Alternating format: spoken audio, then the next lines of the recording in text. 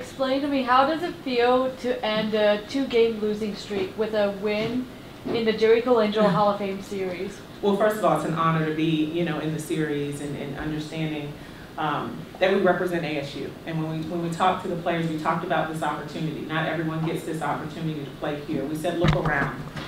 Look around. We said it at shoot around. We said it again today. And so to be able to do that, you play that with your hard work. You play that with just extreme energy. And what does it feel like? It always feels good to win. But how we won, I think, was most important, and we did it together. And I think that's the key phrase. And doing it how we wanted to, dictating the tempo, having poise and patience on offense, executing, giving up the good shot for the great shot, and just being able to do it together as a team. Coach, for Chris to come back in the second half after she kind of collided with one of the Fresno State players, what was that like to see her battle through that? Well, Trey's tough. If you know her, she's super tough. We call her Ice Trey. And we just kind of bragged on her in the locker room. She just showed a lot of toughness. She's selfless. She does everything for her team. And I mean, it was a big three she hit down the stretch as well. But it just speaks to just her toughness and wanting to fight with her sisters, with her teammates. So very proud of her resolve. Can you talk a little bit about just getting what you got underneath tonight? Because you got a lot of good shots, and Jaddan got the ball to you quite readily as well. But what was that like, just kind of getting some paint touches in there? Jaddan looked for me a lot, so that was pretty easy. Like, just being there, is always looking for me, and then just rebounding. Yeah, most of my points off offensive rebounds. So she's so modest. Jaddan, yes, can find anyone on the court, but Katie's been working on a lot of this in practice. What you see now is just, it's like the back of the shampoo bottle, rinse, lather, and repeat. So she was ready, she was able to deliver. We knew that we were gonna have some openings inside. They had a lot of perimeter posts, so they drifted a little bit, and we knew we were gonna have one-on-one matchups. And we were able to throw the ball inside, and like she said, she delivered. For Jaddan, you scored your 10,000th career point for the Sun Devils. How does it feel to achieve it? It feels good. I've been a Sun Devil for a while, so just doing it in this jersey, I'm just thankful. I'm thankful to have coaches and teammates that support me. They all got hype on the bench, and that meant a lot to me. So I'm just happy to have it. But overall, I mean, I'm just even happier for the win.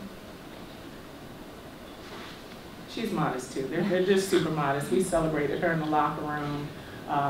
Her teammates got excited for her. We gave her a little celebratory water shower, but she's earned that. Jaddan is just a heartbeat of our team, and for her to experience that feat, it's super important, and we're proud that she was able to do it and able to do it tonight in the win. You're 12 games into the season so far. Where do you think your team has improved the most from day one of preseason ball to now? Well, I think you can see the versatility in our players. We have more depth. I mean, for us to be able to celebrate, 26 bench points, we did not have that a year ago. For us to where we are today, we've tied last season's total wins already in December. And so, we just check off the small victories. But I love it because it doesn't matter who. On any given night, it can be a different player. And you want to play on teams like that where it's not just one or two people. All of our players are options. And so depending on whose night and who's on, we feed that hot hand. So I just think the versatility of our team, where we still need to continue to grow, is just consistency of effort, putting together those 40 full minutes from start to finish. But I thought we were able to do that today. Thompson was pretty aggressive in the first half, Coach. What do you want to see from her moving forward? Same, more aggressiveness.